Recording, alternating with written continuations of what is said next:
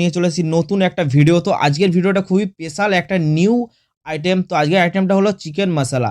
তো কালারটা জাস্ট দেখতেই পাচ্ছ। তো চলো এই আইটেমটা সম্বন্ধে তোমাদেরকে আমি বলি।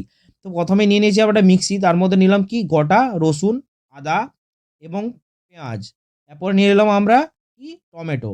তো সবই মোটামুটি আমাদের নেওয়া এখানে কমপ্লিট হয়ে গেছে। তো এরপর আমরা কি নিয়ে নেবো, এরপর নেবো আমরা কি শুকনো লঙ্কা। তো শুকনো লঙ্কা লিয়া হয়ে গেছে।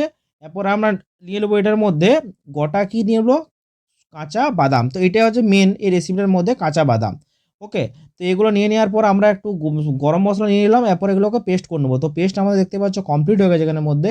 তো চলো যা যাক। এরপরে নিলাম আমরা কি হালকা তেল দিয়ে চিকেনটা যেটা ছিল আমাদের বোনলেস চিকেন যেটা ছিল সেটাকে আমরা ভালো মতো কী করলাম, ফ্রাই করে নিলাম।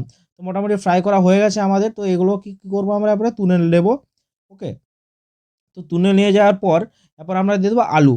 তো আলুগুলোকে একটু ফ্রাই করে নিতে হবে হালকা তেলের মধ্যে। আলুগুলোকে একটু ফ্রাই করে নেবো, একদম হালকা ফ্রাই করলে হবে যাতে সিদ্ধটা খুবই ভালো হয় আর কি, এই জন্য ফ্রাই করা।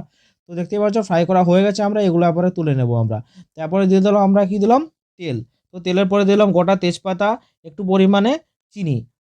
ওকে, আপনারা চিনি দিতেও পারো নাও দিতে পারো। তো চিনিটা দেওয়া ভালো, তো টেস্ট একটু ভালো হয় মাংস, তার জন্য চিনিটা দেওয়া আমাদের। তারপরে দিয়ে দিলাম আমরা যে পেস্ট করা যে মশলাটা ছিল সেটা আমরা ভালো মতো করে তেলের ওপরে দিয়ে দিলাম। এরপরে এটাকে কী করতে হবে, নাড়তে থাকতে হবে এবং ভালো করে কষতে হবে, যেমন আমরা চিকেন কষি। ওকে, ওইভাবে আমাদেরকে কষতে হবে যাতে ভেতরে যে মশলার যে তেলটা থাকে তাতে বাইরে যেন বেরিয়ে আসে।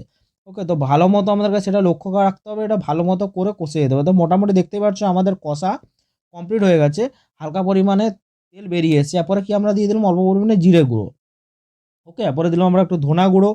তো ধনা গুঁড়ো হওয়ার পর আমরা এরপরে কী দেবো, এরপরে দেবো আমরা একটু হলুদ গুঁড়ো। তো হলুদটা অল্প পরিমাণে আমি দিলাম। ওকে, তো আপনারা মানে কি বলবো কোম্পানি ওয়াইজ হলুদ দেখে আপনারা হলুদটা দেবেন পরিমাণ মতো। একটু দিয়ে দিলাম আমরা কি লঙ্কা গুঁড়ো। তো এগুলো ব্যাপারে কি দিয়ে আমাদেরকে ভালো করে একটু নাড়াচাড়া করে নিতে হবে, যাতে আরেকটু চিকেনটা আমাদেরকে কষা করে নিতে হবে।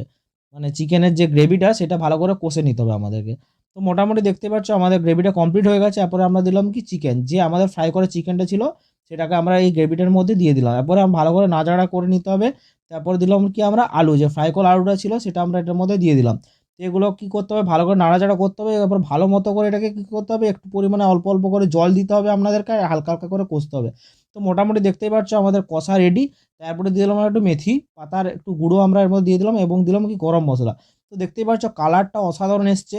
আমরা কোনো কালারের জন্য কোনো স্পেশাল কিছু ব্যবহার করিনি, নর্মালি শুধু যেগুলো দেওয়ার আমরা প্রয়োজনীয় সেসব জিনিসই দিয়েছি।